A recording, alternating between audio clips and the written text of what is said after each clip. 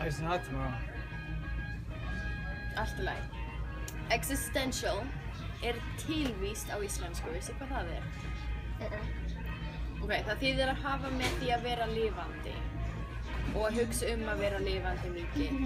Til dæmis, ertu nú bara að hlæja, strákur? Hlæja? Það allt þannig.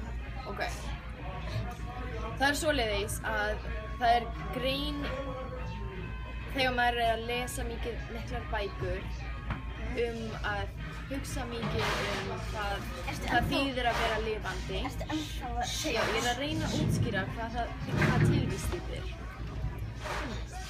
Hvað það þýðir að vera lifandi sjálfur og fyrir annað fólk og fyrir mannfólkið. Já. Hvað þýðir að vera lifandi fyrir mig í heiminum og hvað ætla ég að gera með lífið mitt og hvað þýðir það að vera lifandi í þennan heim og hvað ástæðin til þess að vera lifandi. Skilurðu betur? Nennir að útskýra aðeins meira? Nei, ég nenni ekki. Núna skilurðu nóg. That's enough.